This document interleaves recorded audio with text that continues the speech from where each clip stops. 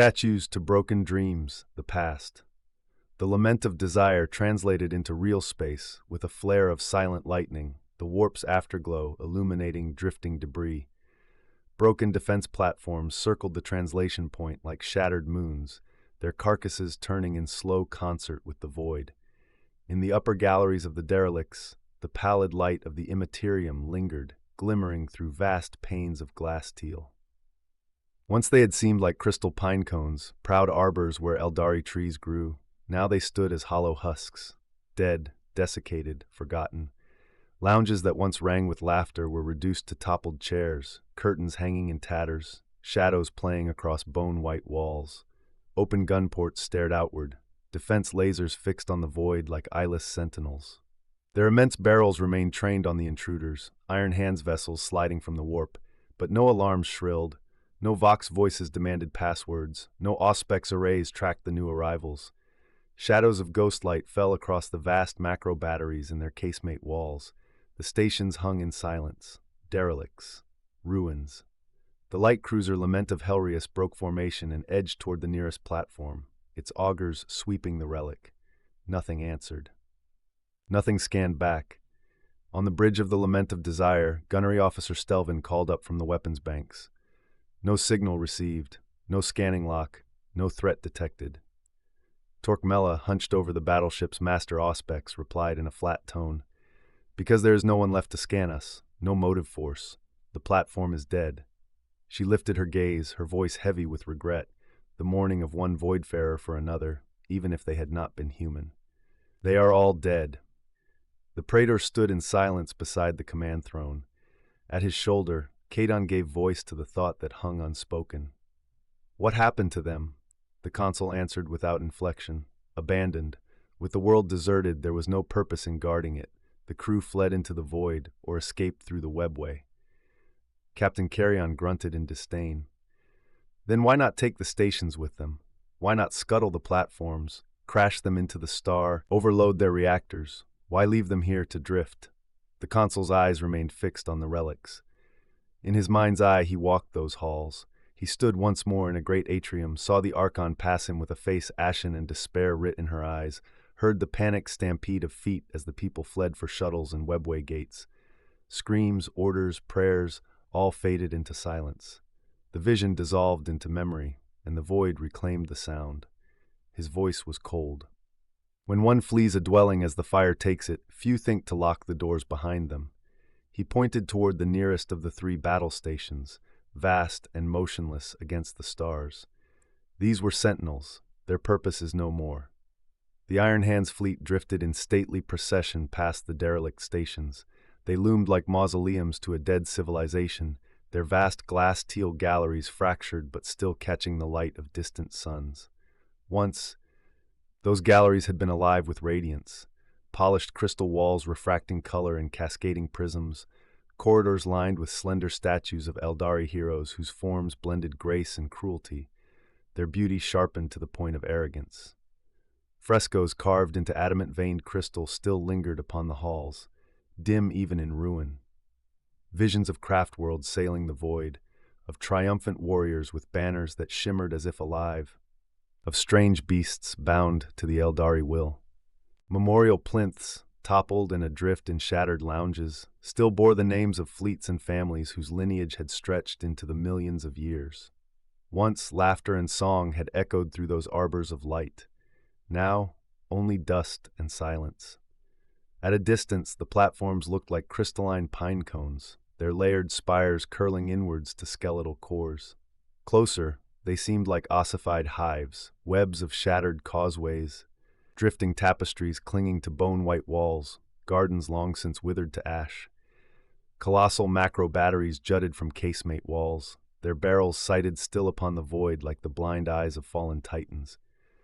From the bridge of the Lament of Desire, Shipmaster Favonius Abutus stood at the viewing bay, his voice measured but edged with unease.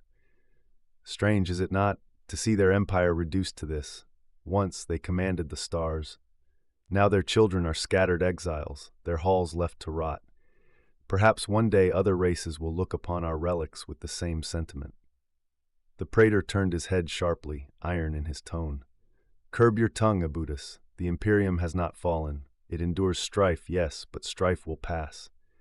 The consul folded his arms, eyes fixed on the drifting ruin. The Eldari Imperium rotted for millennia before the final collapse reached its heart. By comparison, the Imperium of man is scarcely 3 centuries old. We may yet have 10,000 years in us, unless Horus triumphs. Abutus gave a wry laugh, shaking his head.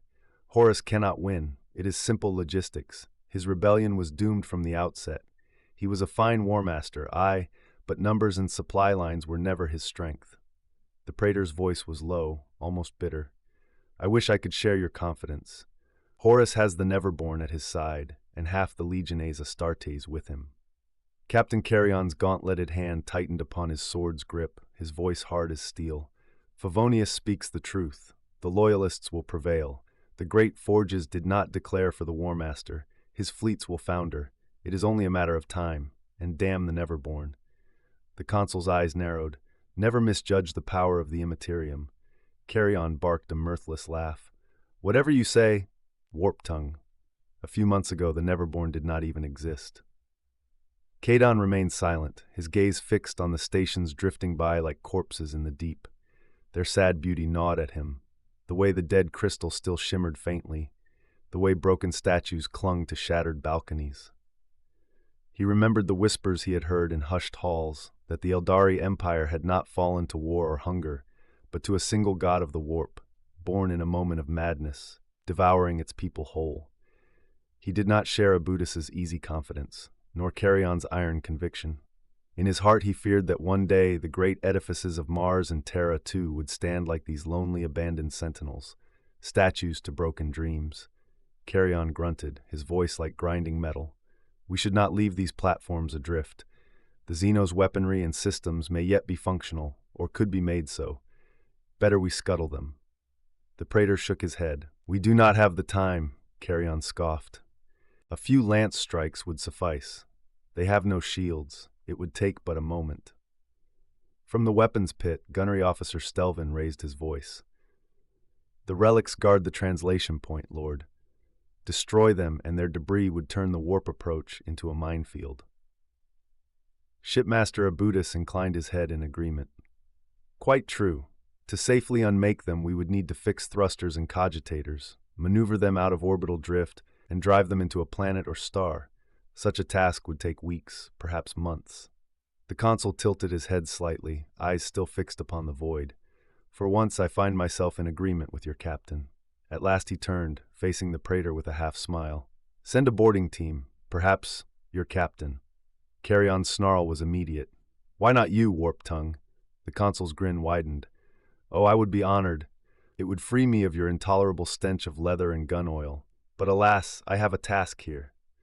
Abutus laughed aloud at that, though the sound quickly died as Carrion stepped forward, gauntleted fist tightening upon his blade hilt.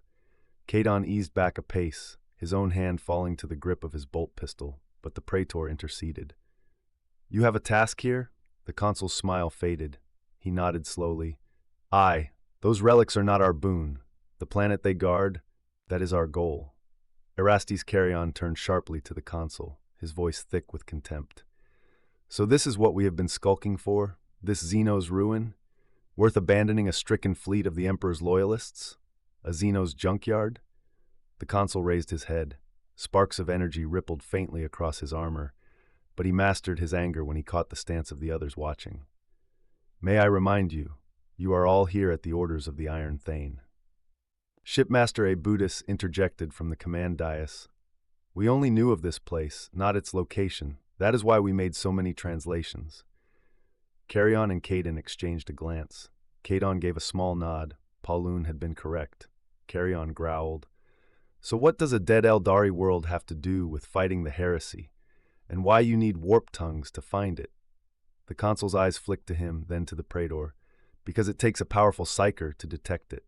Carrion spread his hands, incredulous. So what is this world? Why is it a ruin? It has a defense system the Imperium itself would struggle to breach. Why is it abandoned? The consul remained silent. The praetor answered instead. When the Eldari Empire fell, the core worlds were consumed in the cataclysm. But out beyond the psychic blast wave, many remained intact. Some were abandoned, others succumbed. He stepped toward the viewing port. Beyond it, a small orb gleamed faintly at distance. The world is called Volmir. It was once a thriving planet, now long fallen to ruin. Kadon's lip curled as he parsed the words. Volmir, Smith World, a forge world of the Eldari Imperium? Carrion's mouth opened, both cheered and incredulous. A forge world? Weapons? A weapon to defeat the War Master? The consul shook his head. Nothing so esoteric. Carrion spat in disgust. Then what is it? An antique tomb script to decorate your librarius? Or a copper staff to wave like some conjurer? Abutus snapped. Enough, Captain. Do you truly think even the consul would endanger lives for a trinket? Carrion jabbed a finger toward the psyker. That creature is a warp magician. He cares nothing for who he casts into danger. The consul raised a hand in mocking calm. Oh, Captain, I understand your hostility. Without warp sight, you stumble through the universe like a blind man, bruising yourself upon the furniture. I pity your resentment of the enlightened. Carrion's gauntlet slid to the grip of his pistol. Around them, Astartes shifted into ready stances. The consul laughed. Not again, surely? And this time you have no charges set, no escape prepared. You really were dropped from a sandcrawler by a mother who tired of you. Carrion's pistol came half free of its holster before Kadon seized his wrist. Be still, brother, he goads you. The praetor watched impassively. Kadon looked to him, expecting a word, but none came. He ground his teeth, anger rising in his chest. Carrion spun, jabbing at the shipmaster. And you, we all know you were in on it from the beginning. Abutus's face hardened. Of course I was. This is my fleet, Captain. Show some respect for it. The consul's laughter cut across them both. Not long ago you would have died for one another. Now you squabble like vermin over scraps. No wonder the Iron Thane trusted none of you. Sidon saw the praetor's gauntleted fist clench, the steel of his sword hilt groaning under the pressure. Silence! The bridge stilled. Even the consul looked to the deck. The praetor's voice was iron. You are kept in the dark for good reason. The less you know, the better, for all our sakes. You will follow my word, and I will tell you only what you must, when you must. Carrion glanced at Kadon, who felt torn between obedience and outrage. He spoke, voice level. Your men need to be ready for what you are sending them into. The praetor's reply was imperious, brooking no challenge. I have spoken. Kadon heard the rage beneath the words, a fury barely restrained. What was it that gnawed at his lord? He looked back to Carrion, and both men shared a knowing nod. The consul broke the silence with a slow, mocking clap. Well said. The yapping from this kennel grows tiresome. The praetor moved in a flash, striding toward him. The consul raised a hand sparking with warp light, but the praetor stopped short, his voice low and lethal. My orders bind you as well, librarian. The consul crossed his arms with a smirk.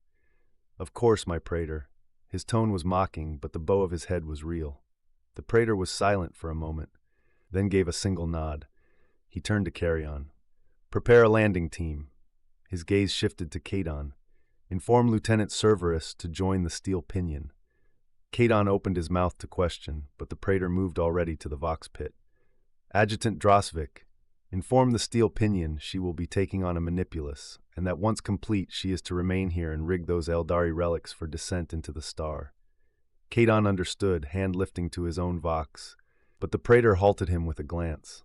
He looked between the captain and Sidon before speaking more softly. No, tell Cerberus yourself, and go with him. Kadon's lips parted in protest, but the praetor cut him short, leaning close enough that only he heard. I need eyes and ears at my back. Kadon gave a grudging nod. He turned, and with a short gesture of acknowledgement to the shipmaster and captain, moved from the bridge. He was careful not to salute the consul. As he passed through the towering adamantine doors, the last words he heard were the consul's. And we will be needing the prisoners brought up. The hatch doors shut with a final, echoing thud, cutting off the rest of the conversation. Kadon found Lieutenant Cerberus already in full war gear, helm mag locked to his belt, the red eyes of his plate glowing faintly as he checked the seals on his gauntlets. His manner was brisk, efficient. He had been expecting the order before it came. They strode together through the echoing transitways until they reached the boarding umbilicus of the steel pinion, the Iron Hands frigate bristling with auger vanes and prow lances. The docking clamps disengaged with a hiss, and the gangway thudded home.